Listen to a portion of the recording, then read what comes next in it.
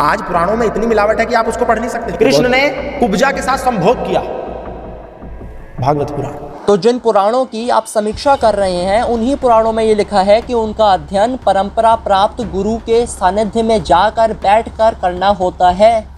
तो आप फिर मुझे ये बताइए, कौन से उन पुराणों को मानने वाले कौन से परंपरा प्राप्त आचार्यों के पास जाकर, गुरुओं के पास जाकर आपने उसका अध्ययन करा पुराणों का? अब आप करेंगे भी कैसे? आपने तो इंटरव्यू में बोल दिया हमने तो गुरुकुल में पुराणों को नहीं पढ़ा। पुराण वेद का हिस्सा है या नहीं, तो जहाँ तक हमने अपने गुरुकुलों में आचार्यों से पढ़ा है, पुराण तो वेद का हिस्सा हमको नहीं पढ़ाया गया। तो फिर आप किस आधार पर पुराणों का यहाँ पर अर्थ कर रहे हैं अपने हिसाब से? और अगर ये मान लिया जाए कि किसी भी धार्मिक ग्रंथ का अर्थ हम अपनी समझ के अनुसार कर सकते हैं, तो फिर जाकिर नायक को हम क्यों रोकते हैं, क्यों मना करते हैं, क्यों विरोध करते हैं? उनका भी अर्थ हमको स्वीकार कर लेना चाहिए। आप मुझे ये बताइए कि भागवत महापुराण का नाम लेकर जो आपने बोला कि कृष्ण ने कुब्जा के साथ संभोग किया, ये कहाँ लिखा है? उस कथा में भागवत महापुराण का नाम आपने ले लिया, उस भागवत महापुराण में ये लिखा कहाँ है ये बताइए। एग्जैजरेट क्यों करते हो? और एग्जैजरेट भी नहीं, कुछ होगा ऐसा तो एग्जैजरेट करोगे ना, तो बड़ा चढ़ाकर बोलोगे, ऐसा कुछ है ही नहीं।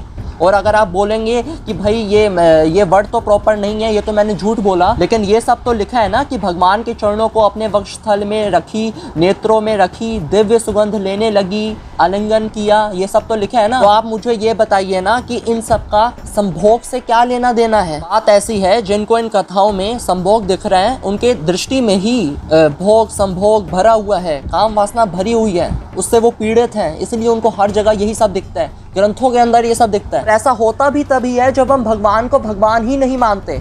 मनुष्य की दृष्टि से देखा जाने वाला कर्म मर्यादा भगवान पर हम थोप देते हैं, जबकि भगवान भगवत गीता 4:9 में क्या कह रही है? मेरे जन्म और कर्म दिव्य हैं। इसके अलावा 9:11 में मेरे परम भाव को ना जानने वाले मूढ़ लोग मनुष्य का शरीर धारण करने वाले मुझ संपूर्ण भूतों के महान ईश्वर को तुच्छ समझते हैं, अर्थात अपनी योग माया से संसार के उद्धार के लिए मनुष्य रूप में विचरते हुए मुझ परमेश्वर को साधारण मनुष्य मानते हैं।